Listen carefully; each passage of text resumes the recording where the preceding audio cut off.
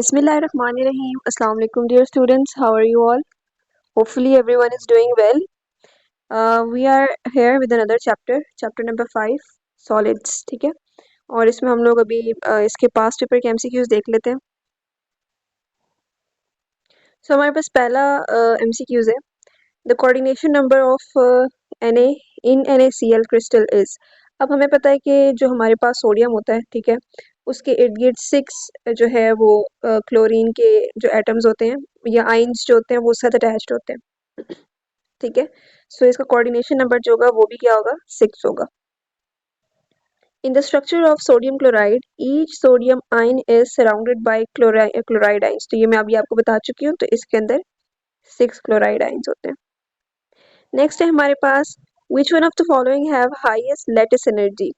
अब lattice energy का हमें फॉर्मूला पता है कि it is charge upon size, और moreover it is directly proportional, यानी चार्ज डेंसिटी जो होती है उसके डायरेक्टली प्रोपोर्शनल होता है. ठीक है, और LiCl जो है it has maximum lattice energy. So smaller the size greater will be the lattice energy. So यहाँ पे हमारे पास डी ऑप्शन है. Electrical conductivity of graphite is greater in one direction than in other due to. अब graphite जो होता है उसके अंदर एक क्वालिटी हमने पढ़ी थी, जो चैप्टर था उसमें हमने पढ़ा था कि जो हमारे पास ग्रेफाइट होता है वो एनाइसोट्रोपी शो करता है. ठीक है, तो उसकी वजह से उसके अंदर इलेक्ट्रिकल कंडक्टेंस होती है which means that graphite is conducted in one direction only. ठीक है, तो इसी वजह से ये हमारे पास ऑप्शन बी है. In diamond, each of the 4 outer electrons on every carbon atom is involved in covalent bonding. This means that there are no free electrons available. Which of the following property is explained by the statement? अब वो कह रहे हैं कि diamond जो है उसके outer most electrons जो होते हैं वो 4 होते हैं. ठीक है, 4 आउटर मोस्ट इलेक्ट्रॉन्स होते हैं उसके. ठीक है, और 4 कार्बन एटम जो है वो उसके अंदर इन्वॉल्व होते हैं. ठीक है, कोवलेंट बॉन्डिंग के थ्रू. तो इसके अंदर यानी फ्री इलेक्ट्रॉन्स जो है वो अवेलेबल नहीं होंगे. ठीक है, तो फिर भी उसके अंदर जो है which of the following property is explain by this statement. अब हमने एक्सप्लेन करना है कि कौन सी स्टेटमेंट जो है वो एक्सप्लेन करिए बेटर इसको. तो डायमंड का हमें पता है कि each carbon is sp3 hybridise. ठीक है, और इसके अंदर फ्री इलेक्ट्रॉन्स नहीं होते जैसे कि इसमें स्टेटमेंट में बताया हुआ है हमें. ठीक है, there are no free electrons, ये स्टेटमेंट में बताया हुआ है. ठीक है, सो बेसिकली अब क्योंकि हमारे पास फ्री इलेक्ट्रॉन्स नहीं होते तो हमें पता है कि किसी भी जो हमारे पास सॉलिड होता है उसके अंदर अगर फ्री इलेक्ट्रॉन्स नहीं होंगे तो it will not conduct electricity as well as it will not conduct heat. ठीक है, so alpha option is the correct. ठीक है, नेक्स्ट है हमारे पास graphite is one of the allotropic form of carbon. It is. अब graphite जो है हमने पढ़ा है इसमें, ग्रेफाइट जो है वो भी कार्बन की एक फॉर्म है, और ग्रेफाइट के अंदर जो है कार्बन एटम्स जो होते हैं वो sp2 हाइब्रिडाइज्ड होते हैं. तो इसका मतलब है इनके पास एक फ्री इलेक्ट्रॉन अवेलेबल होता है कंडक्शन के लिए. ठीक है, but graphite shows property of anisotropy. ठीक है, मैंने अभी आपको ऊपर बताया कि इसके अंदर क्या है, एनाइसोट्रोपी है. Okay, a substance that has sharp melting point in the following is. अब हमें पता है भाई कि जो क्रिस्टलाइन सॉलिड्स होते हैं उनके अंदर जो है ये पाई जाती है. तो क्रिस्टलाइन सॉलिड्स में एग्जांपल डायमंड की आ जाती है. The lattice energy is also called as, we know it really well, crystal energy. ठीक है, shape of iodine unit cell. अब हमने आयोडीन का जो यूनिट सेल होता है यानी उसका हमने वो बताना है. तो it is faced center cubic. ठीक है, तो यहाँ पे हमारे पास ऑप्शन डी जो है क्यूबिक शेप होती है इसकी. Properties due to the change of direction are called. अब डायरेक्शन की वजह से जो चेंज होती हैं उनको हमें पता है वो भी किसको कहते हैं, एनाइसोट्रोपी की वजह से कहते हैं. Current in electrolysis is carried out through.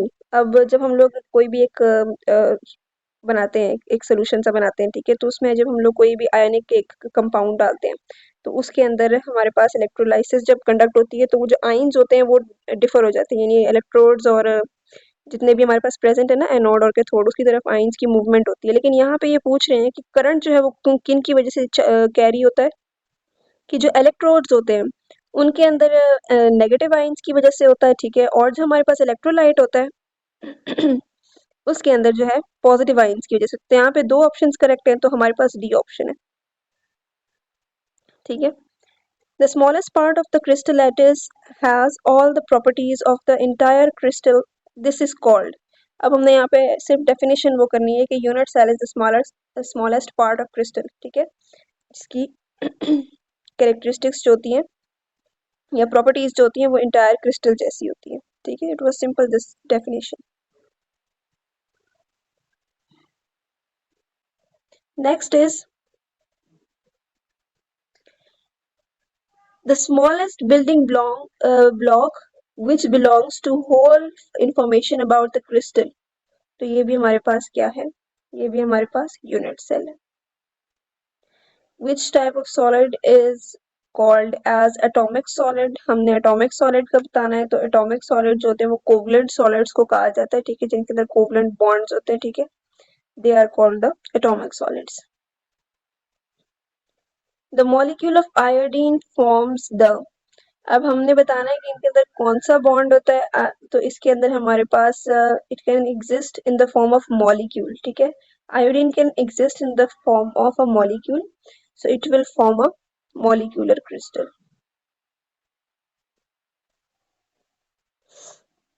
Next is, which of the following ionic compound has highest value of lattice energy?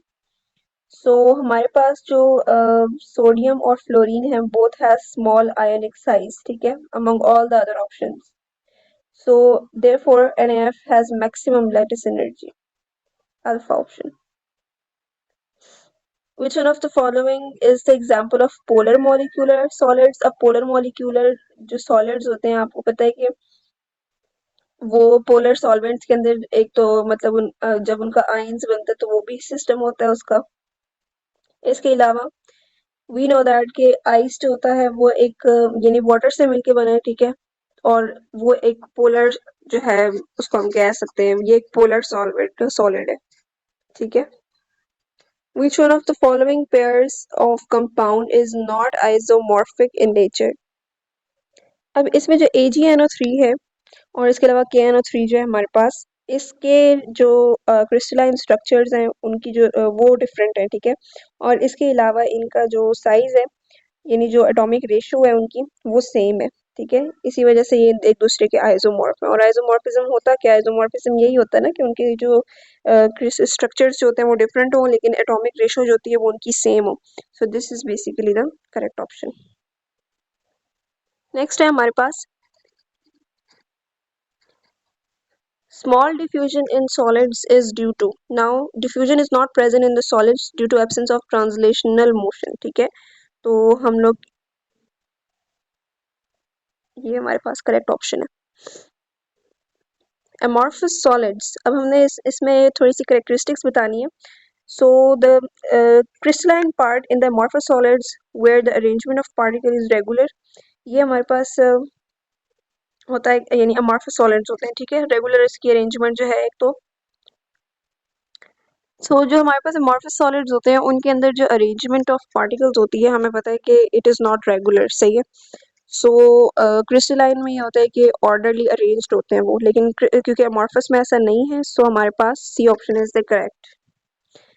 Next is which one of the following is not crystalline solid. अब crystalline solids जो होते हैं हमारे पास इनके अंदर arrangement होती है proper, ठीक है, और हमने अभी अभी अपर वाले जो हमारा 60th MCQs था इसमें हमने देखा कि मतलब जो amorphous solids होते हैं उनके अंदर एक अरेंजमेंट होती नहीं होती, ठीक है, लेकिन जो क्रिस्टलाइन सॉलिड्स होते हैं उनके अंदर 3D अरेंजमेंट होती है. इसी 3D अरेंजमेंट की वजह से जो हमारे पास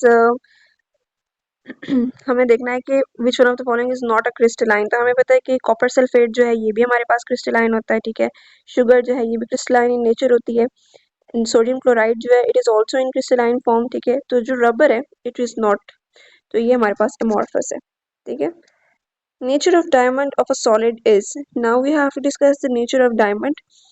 अब जो हमारे पास डायमंड होता है, the structure of diamond, in the structure of diamond carbon atoms जो होते हैं वो कोवलेंट बॉन्ड्स के थ्रू अटैच्ड होते हैं, ठीक है, तो हमने जो है हमें पता है कि अगर इसका स्ट्रक्चर जो है वो कोवलेंट बॉन्ड्स के थ्रू जो है वो अटैच्ड है एक दूसरे से तो it is a covalent structure, ठीक है, it is covalent in nature. Next is, which one of the following has the which one of the following is as light as feather, as strong as iron.